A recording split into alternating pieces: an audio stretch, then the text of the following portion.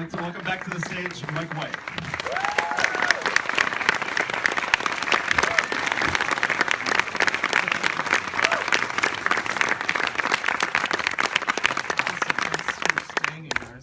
I know you already knew Ben wasn't coming back, so I expected it to be like totally empty.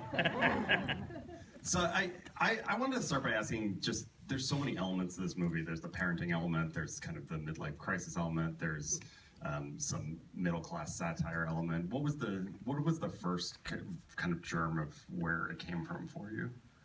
I don't know. Like, I think over the years, I would see like contemporaries of mine who like are directors or writer directors, and like I would know them, and I'd be like, know them as like these ambitious, like, I don't know, hungry ghosts, like obsessed with like, you know, success and making movies and da da da.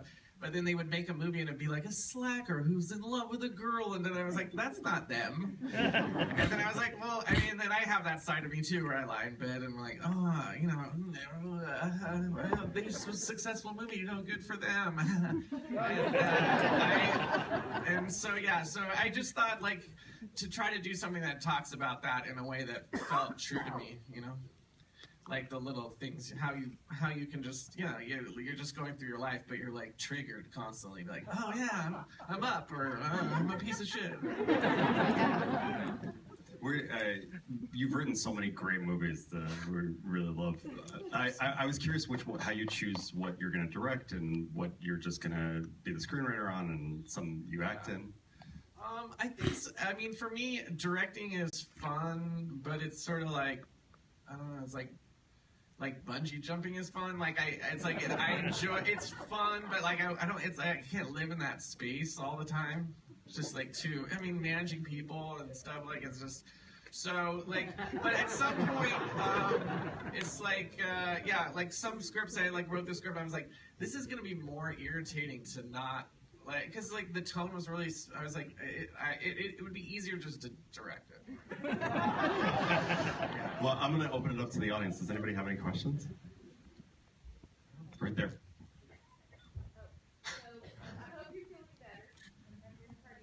Oh, thanks. Not really.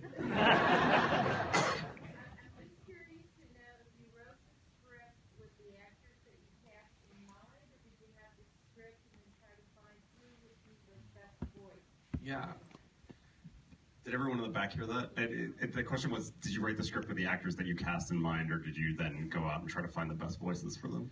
Yeah, with this one, I mean, sometimes I do that. Like, I wrote this movie, Beatrice at Dinner, and I wrote it for Salma Hayek, but like this movie, like, I just kind of wrote the script, but like, you know, like, I know Ben, and I know Luke Wilson, and I know Jenna, and they're like friends of mine. I mean, in the way that, you know, Hollywood people are friends with each other. But,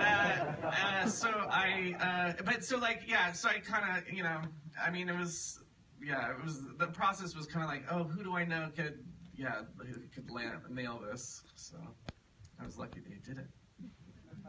Time for a couple more. Does anybody, right here?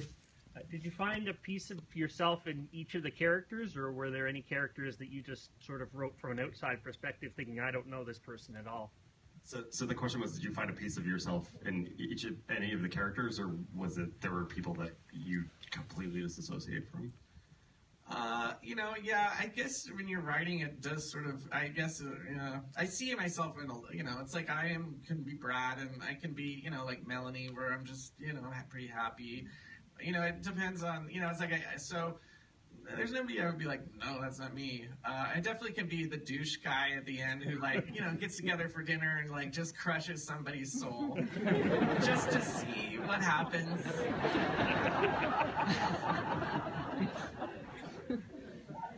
We have time for one more. I'm going to go back there.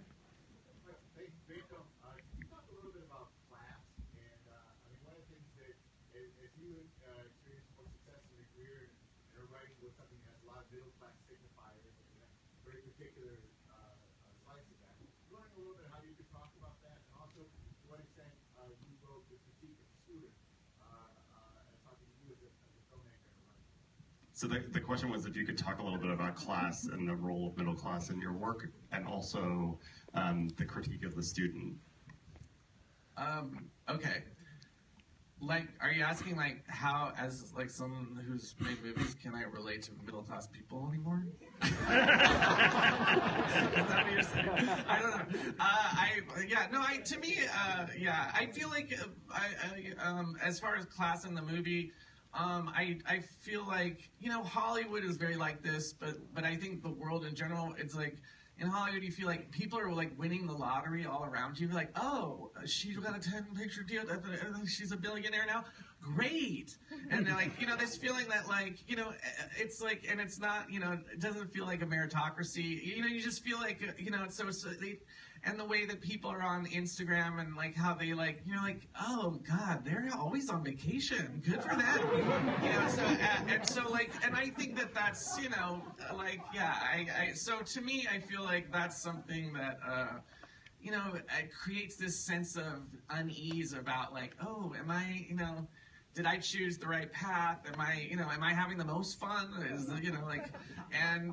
So is that about class? I feel like, now it feels like, because I don't think the lines are so clear. It used to be like, the lifestyles of the rich and famous, but now it's like, oh, like, the person next door is living that lifestyle. It's like, it doesn't, so I think it just creates this sense of everybody feels like they have to live these like kind of crazy Kardashian lives.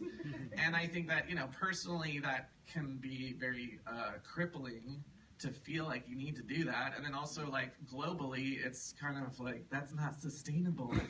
7 billion people want to take private planes everywhere. Right? And then the critique of the student. The critique of the student? What, can you... Well, I think I get it. I just, when she's critiquing him and says these are first world problems. Yeah. But I think I get it from your response. Well, I just felt like at some point you're like, okay, well, somebody needs to like give him a little reality check and like put it up in a mirror to him,